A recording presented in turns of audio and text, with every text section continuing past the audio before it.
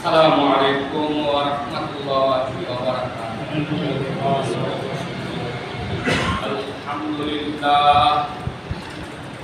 Alhamdulillah kafa wa salamun ala ibadihi alladhina istafa. Amma ba'd faqad qala Allah ta'ala fi kalamil majid wal furqanil hamid. Inna Allaha wa malaikatahu yusholluna 'alan nabi. Ya ayyuhalladzina amanu shallu 'alaihi wa sallimu taslima.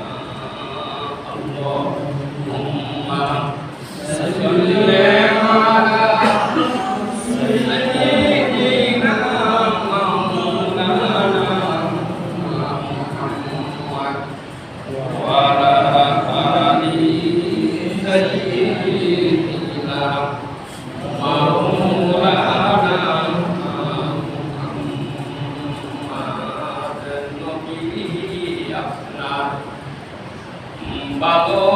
ভালোবাসায় আল্লাহর দিদার পাওয়া যায়।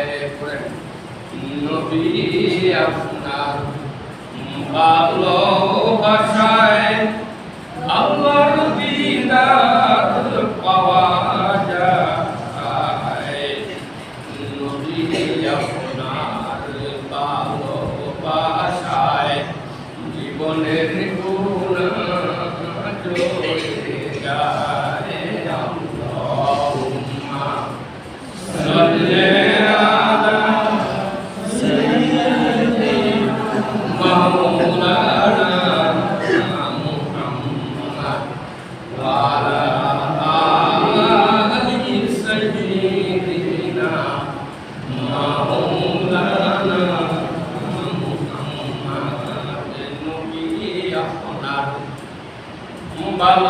ভালোবাসায় ব্যাকুল আমি দিওয়ানা। নবী আপনার ভালোবাসায় ব্যাকুল আমি দিওয়ানা। দেখা দিয়া নিবাউ জালা পুরাও মনের বাসনা। আল্লাহুম্মা সাল্লি আলা সাইয়্যিদিনা মাওলানা মুহাম্মাদ ওয়া আলা আলি সাইয়্যিদিনা মাওলানা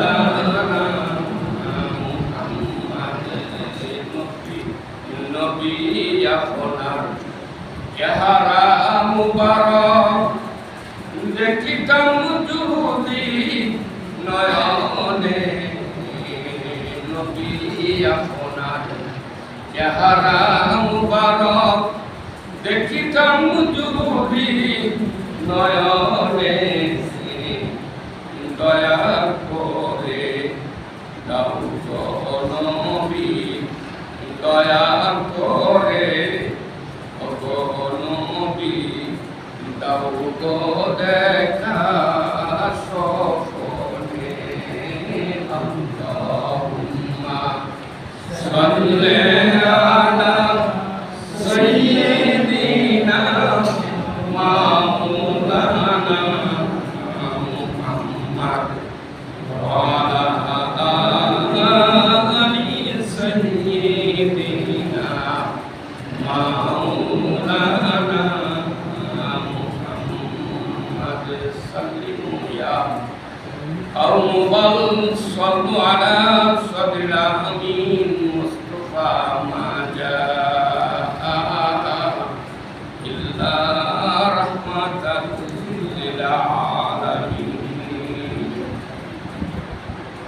সম্মানিত পত্র এলাকার বয়োজ্যেষ্ঠ মুরব্বিয়ান, সমবয়স্ক ভাইয়েরা, যুবক ছেলেরা, উপস্থিত কচি কাঁচা বেগুনা মাসুম বাচ্চারা, মহান রাব্বুল ইজ্জত ওয়াল জালালের দরবারে প্রাণ খুলে মহব্বত করে সকলেই জুড়ে বলি আলহামদুলিল্লাহ। আল্লাহ রাব্বুল আলামিনের কালামে পাক থেকে আপনাদের সামনে কয়েকটি কথা বলবো, আল্লাহ রাসূলের হাদিস থেকে একটি কথা বলবো। আমি নিজে বলার এবং আপনারা শোনার, আমলের বিরুদ্ধে বলার এবং আপনার আমলের বিরুদ্ধে শোনার জন্য আমরা নিয়ত করি। মসজিদে একটা মুহূর্ত ইতিকাফের নিয়তে বসলে আল্লাহ তাআলা তাকে ইতিকাফের সওয়াব দেন। আমরা যতক্ষণ করি ইতিকাফের নিয়তে বসবো ইনশাআল্লাহ। জোরে বলি আল্লাহুম্মা আমিন। আল্লাহ তাআলা আজকে আপনার জিলকদ মাসের 1 তারিখ, জিলকদ মাস শাওয়াল মাস আমরা অতিক্রম করেছি গতকালকে। আজকে পহেলা জিলকদ। এই জিলকদের মধ্যে সরকারি বেসরকারি হজ ফ্লাইট শুরু হবে। বেসরকারিভাবে 12 তারিখ থেকে শুরু হবে। আজকে 10 তারিখ, বেসরকারিভাবে 12 তারিখ থেকে শুরু হবে, সরকারিভাবেও শুরু হবে। এই জন্য শুরু হয়ে গেছে, আর 12 তারিখ থেকে আপনার বেসরকারিভাবেও যাবে। তথা এই জিলকদ মাস পুরোটাই আপনার বাংলাদেশ থেকে প্রায় 1,26,000 হাজির যাবে। আল্লাহ তাআলা যেন তাদেরকে সকলকে সহি সালামতে আপনার ওই মক্কা এবং মদিনা এবং আরাফা, মুজদালিফা, মিনা সমস্ত কাজগুলি সুন্দরভাবে করান এবং তাদের হজ কবুল করেন, সেই তৌফিক আমরা কামনা করি। সকলে বলি আমিন। এবং আমরা যারা গিয়েছি আবারও যেন আল্লাহ পাক আপনার সবচাইতে পছন্দের ঘর, সবচেয়ে প্রথম ঘর কানায় কাবায় আবারও নেওয়া সেই তৌফিক দান করতে আমিন।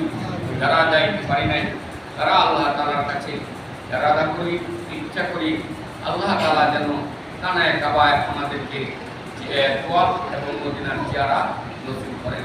বলি আমিন। সামনে আপনার টাকা আছে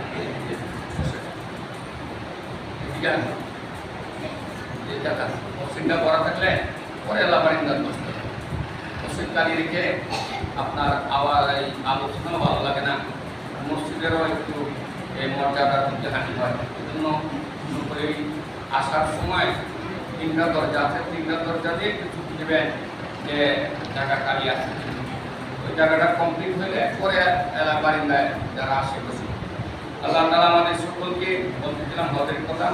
আল্লাহ তাআলা রাসূল বলেন, যে ব্যক্তির দিকে আল্লাহ তাআলা 101 বার নেক নজরে থাকা, বলুন কি বলছি, যে ব্যক্তির দিকে আল্লাহ পাকের কাজ রহমত এবং আল্লাহ পাকের কাজ দৃষ্টি 101 বার পরে সেই ব্যক্তি হজে যাওয়ার জন্য প্রস্তুতি নিতে পারে।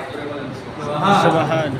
আল্লাহ পাকের কাজ দৃষ্টি, রহমতের দৃষ্টি যদি আপনি আমার উপরে করে আর এইভাবে পড়তেই থাকে, তখন আমরা আল্লাহ তাআলার যে সবচাইতে পৃথিবীর মধ্যে সবচেয়ে পছন্দনীয় যে ঘর আল্লাহ তাআলা সর্বপ্রথম ফেরেশতাদের মাধ্যমে তৈরি করেছেন, সেই ঘর আপনার আমরা তোয়াফ করতে পারবো এবং সেই ঘর তাই করতে পারবো। সেই ঘরের ডান পাশে সাফা মারওয়া পাহাড় আছে, সেই তাই করতে পারবো। আল্লাহ রাব্বুল আলামিন কোরআনে কারিমে এইভাবে উল্লেখ করেছেন। প্রথম আয়াতে হলো আল হাজ্জু ওয়াল উমরাতু লিল্লাহ। আল্লাহ তাআলা বলেন, ও আমার বান্দারা, তোমাদের উপর যে হজ ফরজ করেছি এবং উমরা সুন্নাত করেছি, এই দুইটা তুমি হজ করো এবং উমরা করো। ওইটাই হজের সাথে উমরা আছে, আবার আলাদাভাবে উমরা আছে। প্রথম হজে যখন আপনি ঢুকবেন তখন আমাদের যে যেখান থেকে যাই বাংলাদেশ থেকে বিমানবন্দরে ইহরামের কাপড় আমরা পরি, কিন্তু ইয়ালামলাম পাহাড় যখন আমরা অতিক্রম করি তখন সেখানে আমরা হজ্জের ইহরাম করছি। এই হজ উমরার জন্য আমরা নিয়ত করি। উমরার জন্য আমরা কি করি? নিয়ত করি যে আল্লাহ আমাকে উমরা পালনের জন্য সহজ করো এবং কবুল করো, এই নিয়ত করলাম। আর প্রথমেই ইহরামের কাপড় পরে বাংলাদেশ বিমানবন্দরে আমরা পাঠ করি লাব্বাইক আল্লাহুম্মা লাব্বাইক লাব্বাইক লা শারীকা লাক লাব্বাইক ইন্নাল হামদা ওয়ান নি'মাতা লাকা ওয়াল মুলক লা শারীকা লাক। এই তকবীরটা আমরা শুরু করি যতক্ষণ পর্যন্ত বিমানে থাকি। যদি আমাদের রাত্রে জার্নি হয়, অনেকেই ঘুমিয়ে যায়। দিনের বেলা জার্নি হলে কম সংখ্যক হাজিরাই ঘুমায়। তো সারাক্ষণই আরাম অবস্থায় এই দিয়া পাঠ করতে থাকে। যতক্ষণ পর্যন্ত কাবাঘর চোখের সামনে না আসে ততক্ষণ পর্যন্তই এই দোয়াটা করে। যখনই আপনার কাবাঘর নজরে আইসা যান, সামনে দাঁড়ান, কাবাঘরের একটা কোনায় হাজরে আসওয়াদ দেওয়া আছে, পাথর আছে, ওই পাথর বরাবর আপনার একটা নীল বাতি, সবুজ বাতি দেওয়া আছে। এই সবুজ বাতি থেকে আবার নিয়ত করতে হয়, হে আল্লাহ, আমি উরিদুল উমরাতা ওয়াসির, আমার জন্য এটা সহজ করে দাও, আমি উমরার নিয়ত করেছি, সহজ করে দাও, ওয়া তাকাব্বাল মিন্নি, আমার প্রতি কবুল করে নাও। এই দোয়াটা করে আপনার এই ওয়াফ শুরু করতে হয়। প্রথম তিনবার তিনটা চক্কর আপনার যে হারামের কাপড়টা থাকে, ওই কাপড়টা আপনার ডান বগলের নিচ দিয়া বাম এই যে ডানা, এটার উপরে পুরা একটা মাথা থাকে সাদা কাপড়ে, আরেকটা মাথা ওই ডান দিক দিয়া ডান বগলের নিচ দিকে রাখতে হয়। তিনটা চক্কর এভাবে দিতে হয়। একটু সামান্য এই ঢুকি টাকা দিতে হয়, যত পুরাই হই তারপরেও আপনার একটু ঢুকি দিতে হয়। এই জন্য যে আল্লাহ, আমার দুনিয়ার সমস্ত কাজ আমি যেভাবেই সম্পূর্ণ করছি, আমি শক্তি সামর্থ্য দিয়ে করছি, ক্যাব কিনছি, ছেলেপেলেদেরকে মানুষ করছি, আমি চাকরি করছি, বাণিজ্য করছি, ব্যবসা করছি, সমস্ত কর্মকাণ্ড করছি, এই শক্তি দিয়ে তো করছি। আর এখন তোমার ঘরে আসছি একদম একটা বয়সে, তারপরেও আমার শরীরে কি আছে, একটু শক্তি সামর্থ্য আছে। এই জন্য একটু ঝুঁকি, এটা একটা রমন, একটু ঝুঁকিটা দেখানো যে আল্লাহ, আমার শরীরে এখনো শক্তি আছে, একটু রমন করে একটু ঝুঁকি টাকা দেওয়া। তিনটা চক্কর দিতে হয়, এটাকে বলে রমল। চতুর্থ চক্করের সময় আপনার হাতি সাগররা প্রত্যেকেই কাঁধের কবলের নিচে দিয়া দান, কাঁধের কবলের নিচে দিয়ে যে কাপড়টা ছিল, ওইটা চতুর্থ চক্কর হইলে মানে সম্পূর্ণ হওয়ার পর, তৃতীয় চক্কর সম্পূর্ণ হওয়ার পর চতুর্থ চক্কর যখন শুরু করবে, তখন আবার সাধারণত চাদর যেভাবে গায়ে দেয় ঠিক সেইভাবে আর বাকি চারটা চক্কর করার পরে 2 রাকাত নামাজ পড়বে। করার পরে একটু পানি, জমজমের পানি, যারা অসুস্থ গরম পানি খাবে, যারা জমজমের এই দুইটাই আছে, হট পানি এবং আপনার কোল্ড পানি। যারা অসুস্থ হাঁপানি আছে, সর্দি কাশি জ্বর, তারা খাবে আপনার গরম পানি। আর যারা আপনার একটু এই ভালো সুস্থ এবং এই চক্কর দেওয়াতে একটু গামছেন, তাদের একটু ঠান্ডা পানি ব্যবস্থাপনা আছে, তারা খাবে। খাওয়ার পরে ডান দিকে হাতের ডান পাশে সাফা মারওয়া পাহাড়, সেই সাফা পাহাড়ে উঠবেন। ওঠার পরে আপনার মারওয়াতে তারা যাবে, একটা চক্রিয়া হলো আপনার এই চক্কর হলো, আবার মারওয়া থেকে সাফা আসবে, এটার একটা চক্কর হবে। এইভাবে 7 বার সাফা থেকে স্টার্ট করবে, শুরু করবে, মারওয়ায় শেষ হবে, মারওয়া থেকে 3টা চক্কর শুরু করবে, আবার সাফায়া শেষ হবে। এইভাবে 7টা চক্কর দেওয়ার পর এগুলো ওয়াজিব। আর এই যে 7টা তওয়াফ করছে কাবাগরে, এগুলো ফরজ। উমরার 2টা ফরজ, আর একটা হলো ইহরাম বাঁধা, আর একটা হলো আপনার তওয়াফ করা, তওয়াফ করা। এই 2টা উমরার ফরজ। আর হজের জন্য ফরজ হলো আবার নির্ধারিত সময়ে, যখন আপনার জিলহজ মাসের 8 তারিখ শুরু হবে, সেই সময়ে হজের জন্য আবার ইহরাম বাঁধা। আর হজের জন্য ইহরাম বাঁধার পরে হজের জন্য 3টা ফরজ। একটা হলো ইহরাম বাঁধা ফরজ, কানায় কাবা তওয়াফ করা ফরজ, আর আরাফার মাঠে আপনার গমন করা সেটা হলো ফরজ। এই 3টা ফরজ। তাহলে উমরার জন্য ওয়াজিব হইল 2টা, উমরার জন্য ওয়াজিব 2টা। একটা হইলো সব বিতরা করেন, তো উমরার জন্য ওয়াজিব হইল 2টা। উমরার জন্য কয়টা ওয়াজিব? 2টা। একটা হলো সাই করা, আর একটা হলো মাথা কামানো, মাথা হলক করা। এই 2টো হলো ওয়াজিব। আর হজের জন্য 5টা ওয়াজিব, হজের জন্য হলো আর 5টা ওয়াজিব। 5টার মধ্যে 1 নম্বর হলো আপনার সাই করার পরে মাথা কামানো। 1 নম্বর কি? সাই করার পরে একটু সাপড়ে দাঁড়াতে বসে, আমরা একটু সাপড়ে বসে। হজের পরে আমরা এই যে সাই করার পর আমরা মাথা কামাবো, এটাও একটা ওয়াজিব। হাজিদের জন্য 2 নম্বর আপনার এই কঙ্কর নিক্ষেপ করা। 3টা শয়তানকে আপনার প্রথম বড় শয়তানকে 7টা কঙ্কর, এরপরে আপনার পরের দিন 3টা শয়তান, বড় শয়তান, ছোট শয়তান, মধ্যম শয়তান, ছোট শয়তান, এই 7টা করে কঙ্কর মারতে হবে 21টা। সর্বশেষ দিন আপনার আবার 3টা করিয়া আর 7টা করিয়া 3টা শয়তানকে আবার 21টা, 21 আর 21 42, আর হলো আপনার 7টা প্রথম দিনের এইগুলো 49টা কঙ্কর মারতে হয়। এইটা হলো ওয়াজিব, কুরবানি করা ওয়াজিব। এইগুলো 3টা। এরপরে হলো আপনার আমরা 1 নম্বর হজের জন্য 1 নম্বর হলো মাথা তরফ করা, 2 নম্বর হলো কঙ্কর মারা, 3 নম্বর হলো কুরবানি করা, 4 নম্বর কি করা বলেন? 4 নম্বর কি? 4 নম্বর ওয়াজিব। আমরা 4 নম্বর ওয়াজিব হলো আমাদের এই আবার হজের পরে যে সাই, হজের ওয়াফের পরে যে সাইটা করা, এটা হলো ওয়াজিব।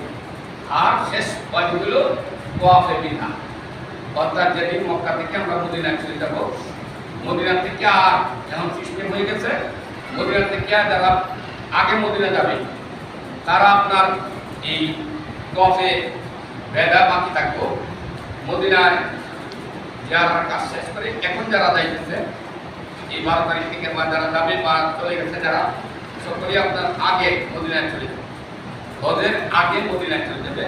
তো মদিনাতে এসে তারা আপনার হজ করবে। মদিনায় একটি মানুষ থাকতে পারবে না, সকল মানুষ আপনার আরফার মাঠে রওনা দেওয়ার জন্য, মিনা বাজারে রওনা দেওয়ার জন্য 7 তারিখের রাত্রি রওনা দিবে। হজের জিলহজ মাসের 7 তারিখে রওনা দিবে। এই জন্য আপনার কোনো মানুষ মক্কাতেও থাকবে না এবং মদিনাতেও থাকবে না। মক্কায় যদিও আপনার এক ওয়াক্ত নামাজ পড়লে আপনার 1 লক্ষ রাকাতের সওয়াব, মদিনায় 1 ওয়াক্ত নামাজ পড়লে 50,000 নামাজের সওয়াব। তারপরও একটি মানুষ আপনি যদি থাকতেও চান, এখন নিরবিলি পাইছি মক্কার ঘরে একদম খালি হাজরে আসওয়াদের তোমার দেওয়া সহজ, আমি যাব না, আমি পরে যাব, এই সুযোগ আপনার আমার নাই। কারণ এখানে এত সুন্দর ব্যবস্থাপনা, স্বেচ্ছাসেবক এরকম ভাবে আছে, একবারে টুকায় টুকায় টুকায় টুকায় মদিনাতে লক্ষ লক্ষ হাজি ছিল সারা বিশ্বে, এবং মক্কাতে তো লক্ষ লক্ষ 30-35 লক্ষ মানুষ। একটি মানুষ আপনার মক্কায় থাকবে না 5 দিন। 7 তারিখ থেকে শুরু হবে আপনার এই 5টা দিন যেত, প্রথম হইল আপনার মিনা বাজারে, তারপর হইল আপনার আরফার মাঠে, তারপর হইল আবার আপনার এই মুজদালিফায়, তারপরে প্রথম মুজদালিফায় 10 তারিখে জিলহজের 10 তারিখ আপনার কঙ্কর নিক্ষেপ করতে হবে বড় শয়তানকে 7টা। এইভাবে করার পরে আবার চলে আসবে যারা যেখানে আছে, কেউ পাশে থাকে, কেউ আপনার ওই বিনাতে যে তাবু ছিল সেই তাবুতে।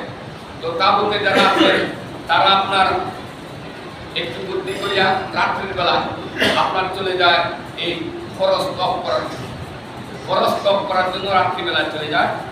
আবার ফরজ যদি তপ না করতে পারে তারা এই 12 তারিখের ভিতরে 5 দিনের ভিতরে আপনার এই তপের কাজ যদি না করতে পারে, তপটা যদি ফরজ না করতে পারলে হজ হবে না। আরফের মাঠে যদি আপনার অবস্থান না করতে পারে তাহলে তার হজ হবে না। আর বাকি ওয়াজিব যদি চলে যায় তাহলে আপনার এই সমস্ত বাইরা যদি একটা দম অর্থাৎ একটা কুরবানি, এটা তার ব্যক্তিগতভাবে যে আমি হজের মধ্যে ওয়াজিব আমার ছুটে গেছে অথবা আমার কোনো কাজের মধ্যে ত্রুটি বিচ্যুতি হয়েছে, এই জন্য একটা দম আপনার জরিমানা, দম মানে জরিমানা, এটাকে একটা কোরবানি বলা হয়। একটা বেশি কোরবানি দিলে আরেকটা কোরবানি হলো তার জন্য ওই আপনার হজের উদ্দেশ্যে একটা কোরবানি দিব, এটা হলো প্রত্যেক কোরবানি করা ওয়াজিব, কোরবানি করা ওয়াজিব। এই কোরবানিটা করতে হবে যারা হজে যাচ্ছেন তাদের বাড়িতে যারা মালদার নেশাবে মালিক যারা, সাহেবের নেশাবের মালিক যারা, তারা বাড়িতে আপনার একটা কোরবানি দিতে হবে। আর ওইটা হলো আপনার মালদার হিসাবে আপনার কোরবানি, আর ওইটা হলো হজের উদ্দেশ্যে কোরবানি। অনেকেই আপনার কয় আমি তো হজেই কোরবানি দিতেছি, তাহলে বাড়ি করে আর দেওয়ার দরকার নেই। না, বাড়ি করে যেটা দিচ্ছেন নির্গমনের সাহাবে নেশাব হিসাবে দিচ্ছেন, আর হজে যে কোরবানি দিচ্ছেন হজের জন্য দিচ্ছেন। তাহলে যে বছর হজে যাবেন এই বছর আপনার পর 2টা করবেন, একটা বাড়িতে যারা সবসময় দিয়ে আসছে আর আরেকটা হলো সেখানে এই কোরবানি ওয়াজিব, এই যে কোনো ওয়াজিব যদি ছুটে দেয় তাহলে একটা দম বা একটা কোরবানি বেশি। এইগুলো মোটামুটি 5টা ওয়াজিবের কথা বললাম আর 3টা ফরজের কথা বললাম। যাই হোক, আল্লাহ রাব্বুল আলামিন আপনার এই যে কোরবানির বিষয়টা আল্লাহ তাআলা বলছেন এইভাবে যে প্রথম হজ তাদের উপর ফরজ, আল হাজ্জু ওয়াল উমরাতু লিল্লাহ, এটা হলো কোরআনের একটা সরাসরি আয়াত। হজ যাদের উপর ফরজ তারা হজ করতেই হবে। যদি আপনার হজ না করে, আল্লাহ রাসূল ইরশাদ করেছেন সেই ব্যক্তি হজের উপযুক্ত, হজ করলো না, সে যদি ইহুদি হয়ে মারা যায় বা নাসারা হয়ে মারা যায়, তার জন্য আমার কোনো কিছু আসে না। সে হজ না করে যদি মারা যায়, তার জন্য আছে যে আমার উম্মত, সেই হিসেবে আমার খবর নেওয়ার কোনো, আমি নবীর কোনো দরকার নেই। এই একটা হুঁশিয়ারি। আরেকটা, যাদের হজ করবে, যারা হজ করবে হবে, এদের ব্যাপারে আল্লাহ রাসূল সুসংবাদ দিচ্ছেন, আল হাজ্জু মাবরুরুন লাইসা লাহুল জাযাউ ইল্লাল জান্নাহ। রাসূল বলছেন যাদের হজটা কবুল হবে, যাদের হজটা কি হবে, কবুল হবে, তাদেরকে আল্লাহ তাআলা, আল্লাহ পাকের একটা কাজ, জান্নাত, হাজিদের জন্য একটা কাজ জান্নাত দিবেন। সেই জান্নাতটা যেন হাজি সাহেবরা কামাই করে নিয়ে আসতে পারে হজের থেকে। রমজানের রোজার জন্য হাজিদের জন্য আলাদা একটা গেট আছে, অবরাইয়ান, রোজাদাররা ওই গেটে ঢুকে। হজের জন্য আল্লাহ তাআলা আপনার হাজিদের জন্য আলাদা একটা ব্যবস্থাপনা করে রাখেন। এইবার আসতেছে আপনার আল্লাহ তাআলা বলেন কোরআনে কারিমে যে আল হাজ্জু লিল্লাহি আলান নাস, লিল্লাহি আলান নাস মান ইসতাতা ইলাইহি সাবিলা, লিল্লাহি আলান নাসি হিজ্জুল বাইতি মান ইসতাতা ইলাইহি সাবিলা। আল্লাহ তাআলা বলেন আমি মানুষের উপর, লিল্লাহি আল্লাহর জন্য, আলান নাস আল্লাহ তাআলা মানুষের জন্য ফরজ করেছেন হিজ্জুল বাইত, আল্লাহর ঘরকে ঘরে হজ করা, এটা আল্লাহ তাআলা ফরজ করেছেন। আবার পরবর্তীতে বলছেন মান ইসতাতা ইলাইহি সাবিলা, যাদের সক্ষমতা আছে, যারা হজ করার মতো ক্ষমতা রাখে তাদের জন্য।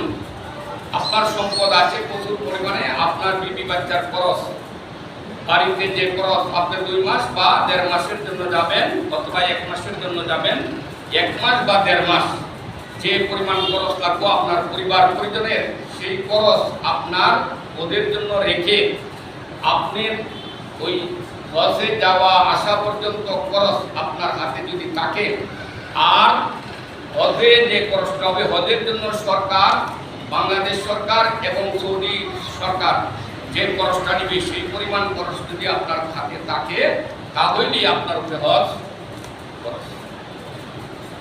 এই হলো আপনার হজ খরচ। আর হজ ইমাম আবু হানিফা রাহমাতুল্লাহ আলাইহি এবং ইমাম মুহাম্মদ রাহমাতুল্লাহ আলাইহি, ইমাম ইউসুফ রাহমাতুল্লাহ আলাইহি, 3 জন ইমাম, এদেরকে বলা হয় আইম্মায়ে সালাস। এই 3 ইমাম সুন্দরভাবে বলছেন হজ যখনই তোমার উপরে ফরজ হয় তাৎক্ষণিকভাবে তুমি হজ করো, কারণ এই সম্পদ তোমার চিরদিনের জন্য না। তুমি এমন একটা আযাব মুসিবতের মধ্যে পড়ে যেতে পারো, তুমি যে সম্পদ বা অর্থ কামাই করছো 6 মাসের মধ্যে এটা বিলীন হয়ে যেতে পারে, 3 মাসের মধ্যে নষ্ট হয়ে যেতে পারে, তোমার হাতে এটা চিরদিন নাও থাকতে পারে। অতএব অথবা তোমার হায়াতের কোনো নিশ্চয়তা নাই, তুমি যে হজ করবা আর 5 বছর পরে, এটা তো তোমার কোনো নিশ্চয়তা নাই, তুমি তো এই বছরেই মৃত্যুবরণ করতে পারো। অতএব তুমি টাকা পয়সার মালিক, এখন তুমি সুস্থ আছো, তোমার চাকরি নৌকরি, তোমার ছেলে মেয়ে লেখাপড়া করতেছে, মেয়েরা পেশাদের যোগ্য হয়েছে, তুমি চিন্তা করছো মেয়েরা বিবাহ দেবো, ছেলেকে বিবাহ করাবো, অথবা ছেলেরা একটা চাকরি নৌকরি করবে, মেয়েরা একটা পর্যায়ে চলে যাবে, তারপরে হজে যাবো।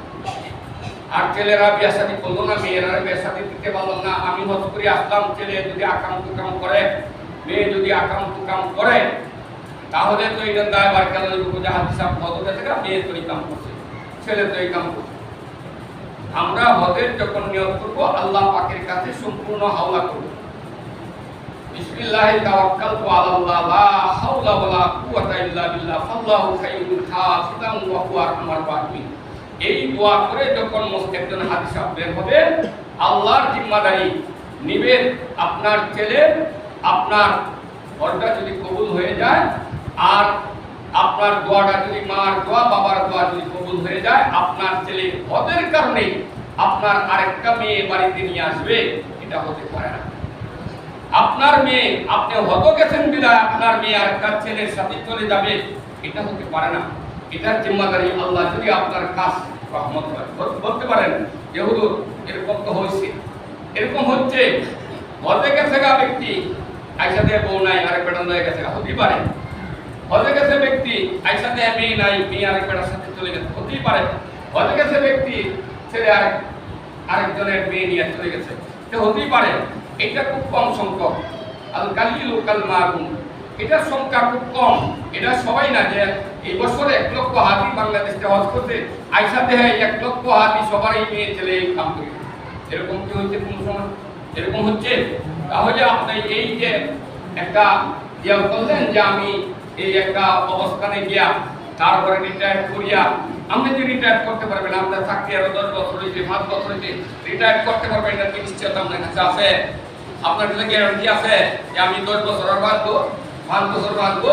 এই জন্য ইমাম এই হজ কি তাৎক্ষণিকভাবে ফরজ না দেরিতে ফরজ? আপনারা যারা শহরের মানুষ সকলেই বাংলা লেখাপড়া জানেন, আল্লাহর রাস্তে এই চ্যাপ্টারটা দেখবেন।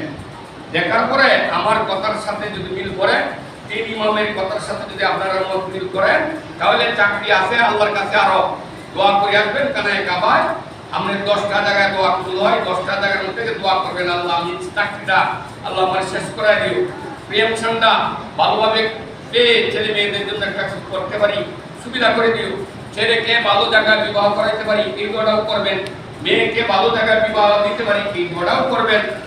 এবং সার্বিক উম্মতের জন্য, সারা দেশের মুসলমান যারা হজ করে নাই তাদের জন্য, যারা হজ করার সমর্থ নাই তাদেরকেও আল্লাহ যদি তাদের আমলনামায় হজের সওয়াব দেন, এই দোয়া আপনি করেন, কমতি হবে, কমতি হওয়ার তো কথা না।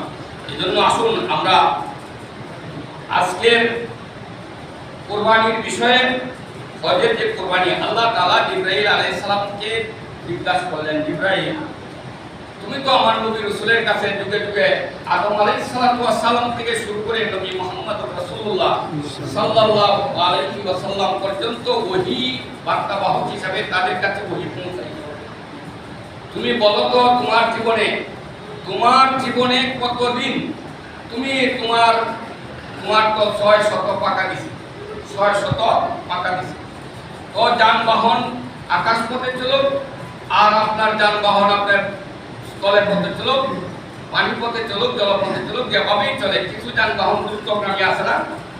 আছে কিনা? আছে। সাধারণত আপনার এখন আইন পাস করছে যে বাস কত কিলোমিটার বেগে দৌড়াইতে পারবে যাতে মানুষের এই অ্যাক্সিডেন্ট কম হয়, মুন্ডার কত বেগে দৌড়াইতে পারবে তাও দেখছি, এরপর হাজিরা কত বেগে আপনি যাইতে পারবে তাও দেখছি। এরপরে আকাশ পথে গতকালকে তো দেখছেন যুদ্ধ বিমানের করতে 2জন পাইলট, মানিকগঞ্জের একজন, আরেকজন কোন জায়গার কর্ণফুলী নদীর মধ্যে আপনার কে হয়েছে, 2জন পাইলট দুনিয়াতে বিদায় হয়ে গেছে, প্রধানমন্ত্রী শোক প্রকাশ করেছে। এরপরে আপনার আরো দেখছেন যে ইসরায়েল আপনার কি করছে, ইসরায়েলে আপনার আজকের রাত্রেও 12 জন শিশু সহ 12 জনকে এই গাজার রাফা থেকে দুনিয়া থেকে বিদায় করে দিচ্ছে। এর আগের দিন আমাদের 127 জন আপনার বিদায় করে দিচ্ছে। তাহলে আমরা বলতে পারি যে বর্তমানে যে এই কি আছে জাতিসংঘ, এটা মরাও বলতে পারি আর জীবিত বলা যায় না। কারণ যে জাতিসংঘ আপনার নিয়ন্ত্রণ করতে পারতেছে না, যার মধ্যে যেভাবে মনটা চাইতেছে সেইভাবেই চলতেছে। জাতিসংঘের মতো একটা সংগঠন থাকার পরে কেউ কারো কথা আপনি শুনতেছে না, মানতেছে না, এই জাতিসংঘ তো আমরা মৃতই বলতে পারি, কারণ তার কথা তো কেউ শুনছে না। এই যে বারবার নেতানিয়াহুকে আপনার নিষেধ করা হচ্ছে, এখন দেখছি উপর দিয়ে আপনার বাইডেনও বলছে যে তুমি এটা থামাও, আবার কেউ বলতেছে এটা হলো তার থামানো না, এটা হলো তার উস্কানি দেওয়া, যা আরো চালিয়ে যাও। তার অবস্থা হলো সে হলো খ্রিস্টান আর ইহুদি তো আছে, দুইটা একটা হয়েছে। আল্লাহর রাসূল যখন মৃত্যুবরণ করবে এর আগে ইহুদি কত করাস ছিল, আল্লাহর রাসূলের খাদ্যের মধ্যে আমরা বিষ দিছি। এই ইহুদিরা আল্লাহর খাদ্যের মধ্যে, আল্লাহর রাসূলের খাদ্যের মধ্যে বিষ দিছে। রাসূলকে দুনিয়া থেকে বিষ খাওয়ায় মারে দিতে চাইছে রাসূল রে। রাসূলের উম্মত এরা খুব বন্ধু হবে এরা। ইহুদিরা যে ইহুদি রাসূলকে বিষ খাওয়ায় মারতে চাইছে, এই ইহুদি এই রাসূলের উম্মতের জন্য বন্ধু হবে? কি বলেন আপনারা? বন্ধু হবে। তারপরেও এই ইহুদি খুব লম্বা পোশাক, লম্বা জামা, পাগড়ি পরানো, মাথায় পাগড়ি, এই অবস্থায় আপনার রাসূলের লাশটাকে মদিনা থেকে নেওয়ার জন্য, চুরি করে নেওয়ার জন্য ইহুদিরা চক্রান্ত করছে। লাশ নিয়ে যাওয়ার প্রাককালে মানে কিছু আর সামান্য জায়গা রয়েছে, এই দিনটা যদি, এই রাত্রটা যদি কাজ করতে পারতো, আল্লাহর রাসূলকে লাশটাকে তারা তাদের এলাকায়, ইহুদিদের এলাকায় নিয়ে যাইত, তাহলে মৃত্যুর পরে যে লাশটা পর্যন্ত নেওয়ার জন্য পায়তারা করতে যে ইহুদি, সেই ইহুদি রাসূলের দুশমন ছিল কিনা? কথা বলেন। রাসূলের দুশমন ছিল? যে রাসূল জীবিত থাকা তার খাদ্যের মধ্যে বিষ দিছে, সে কি রাসূলের দুশমন ছিল? আদৌ রাসূলের উম্মত যে ইহুদি আপনার এই রাসূলের উম্মতকে এইভাবে মারতেছে, ফিলিস্তিনের মুসলমানরে মারো, কিন্তু তারপর তো মুসলমান তো রাসূলের উম্মত, সেই উম্মতকে এইভাবে মারতেছে। আপনার শিশু বাচ্চারা কি অন্যায় করেছে, বুদ্ধ বৃদ্ধ আবাল মা বোনেরা কি করছে, যারা করতেছে তারাই, তাদেরকে মারো। এরা যদি হয় যে আমাদেরকে এরা যন্ত্রণা দেয়, তাদেরকে ধরে মারো, সাধারণ মানুষকে কেন মারো? এই ইহুদি কোনোদিনই আমাদের শত্রু, আমাদের বন্ধু হতে পারে না। আমরা তাদের কাছ থেকে ভালো আশা করতে পারি না। এরা চির দুশমন। এই ইহুদিরা, আমরা এই সময় শেষ করে ফেলেছি। ইনশাআল্লাহ ওদের মাস চলছে, দীর্ঘ মাস। আল্লাহ যদি তৌফিক দান করে, তাহলে আগামী সপ্তাহে হজ সম্পর্কে আলোচনা করা হবে। আমরা ইনশাআল্লাহ এখন সারা রাত সুন্দর করি। সময় কিভাবে চলে গেছে